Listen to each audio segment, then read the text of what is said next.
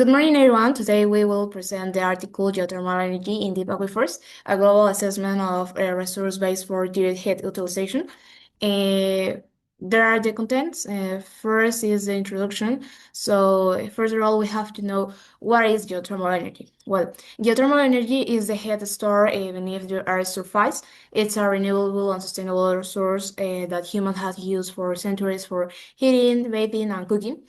The modern use of geothermal energy began in 1904 in Landero, Italy, where geothermal steam was for use to generate electricity. However, more than half of the world's total energy consumption is related to heat production, and about 75% of that heat still comes from fossil fuels. This contributes to global warming and environmental degradation. And this study focused on low enthalpy geothermal energy, meaning heat below 150 degrees Celsius stored in deep sedimentary aquifers.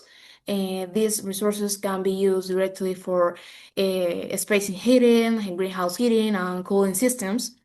And the main objective of the paper is to estimate the global geothermal resources stored up to 3 kilometers deep using geological and geophysical data and the volumetric heat in place metal. The paper structure is basically in the literature review, the global geothermal resource assessment, and the discussions and conclusions about that. About the literature review, the article reviews three key topics. First is the geothermal system in the aquifers. These systems consist of permeable rock layers containing hot water. They use a production well to extract the hot water and an injection well to reinject it, maintaining pressure and preventing contamination. Their operation lifetime is typically 30 to 100 years, and they use a low environmental footprint. Then is the geothermal potential production and installed capacity. In 2016, the installed global capacity reached 20.6 gigawatts for direct heat and 30.5 gigawatts for electricity generation. Together, this represents only 0.50% of the total global energy consumption. And according to the International Energy Agency, by the year 2050, geothermal energy could provide around 5.8 exajoules per year of heat and 1,400 terawatt hours per year of electricity, helping to avoid approximately 900 million tons of carbon dioxide emission annually. However, the main barriers include the high drilling costs, the geological uncertainty, and limited policy and financial support. And the last one point is geothermal resources assessments. After the oil crisis of the 1970s, the United States Geological Survey developed the volumetric head in place method to estimate geothermal resources.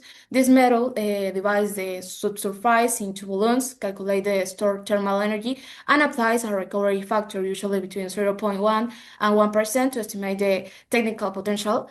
Because parameters like temperature, porosity, and rock thickness are difficult to measure precisely. Scientists use Monte Carlo simulations to handle uncertainties, but limited global data requires conservative assumptions in large-scale assessments. Well, hi, my name is Camila, and today I'm going to talk about the global geothermal resource base for direct heat in deep aquifers. Before starting with the methodology, it's important to understand that this study focuses on direct heat uses, such as heating or industrial applications rather than electricity generation.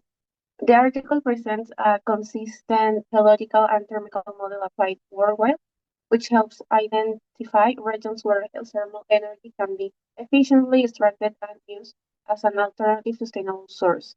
Next. Next. Um, Okay. So the method, no, before. So the methodology. The workflow applies a volumetric heat in place approach to aquifers down to 3 kilometers. Inputs come from a global dataset and a few key physical assumptions. Core variables are porosity, thermal electric conductivity, densities, and heat capacities of water and rock, and the temperature field at depth. Conceptually, define the aquifer's volume, estimate temperatures at depth, then compute the amount of heat stored and the portion that could be technically recovered. The next two slides cover the two biggest inputs, volume and temperature. Next. So the author complied global regional sediment thickness models to delineate where thick sedimentary package hosts potential aquifers. They capped the analysis at 3 kilometers depth for two reasons: drilling economics and porosity loss with depth, illustrated by compaction curves for shale and sandstone. A representative porosity of 15% was used for volumetrics with area and thickness known. We obtained effective aquifer volume, which fits the energy calculations. Next. Now, temperatures were derived assuming vertical conductivity heat transfer, no groundwater advection. The base relation is the one where we can see the equation where Q sub 0 is surface heat flow and K is thermal conductivity, assumed with a value of approximately 2 watts per meter and Kelvin. The figures show the global heat flow map and the resulting temperature gradient distributions at depth. These fields determine the thermal contrast between the surface and the surface that ultimately sets the usable heat. Next slide. Now, the heat-in-place model estimates total stored heat using aquifer volume, porosity, densities, and heat capacity of water and rock, and the temperature difference at depth. The sensitivity tornado charts show the surface heat flow and thermal conductivity dominate uncertainly in predicted temperatures at 1 to 3 kilometers, while starting surface temperatures and radiogenic heat have smaller effects. These quantifications combined with recovery factors yields the technical fraction potentially available for using heating. Next. Well, good afternoon. My name is Betsabe, and I'm going to talk about the results, discussion, and conclusion. With the results, the first thing we have to know that the available geothermal heat on the ground depends on two main factors. First, the Earth's heat flow and the thickness of the aquifers. The study shows that the volume of the aquifer depends with the application. For generalized utilization, the total aquifer volume is 22 million cubic kilometers with a technical potential of 1,793 exajoule per year. And this amount is the quantity comparable to the global energy consumption in 2015. Then, with the application for special cooling, the volume is 18 million cubic kilometers with a technical potential of 1,300 exajoule per year, and this has the highest potential among the application. And then the greenhouse heating has a potential of 413 exajoule per year, but its use is limited to meet the high altitudes where the temperatures are lower than 15 centigrade. Lastly, the special heating has the lowest potential at 187 per year, requiring higher temperatures and deeper drilling, making them more challenging to implement. And next, please.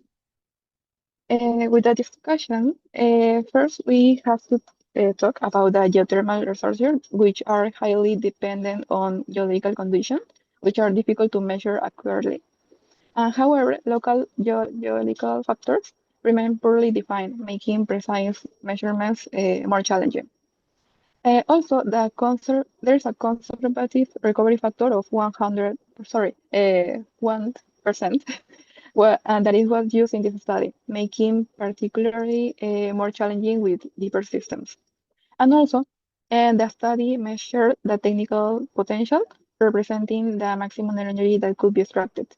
However, geothermal energy is only available economically if there is sufficient nearby demand for heat.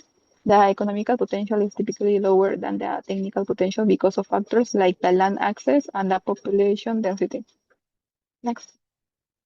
The model used for estimating geothermal resources had some inherent limitations. For example, assumptions about thermal conductivity or porosity can affect the resources estimates.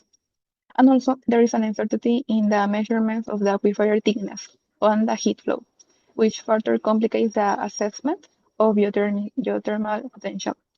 Also, the heat load per year is enough to replace the heat that is extracted on human timescale.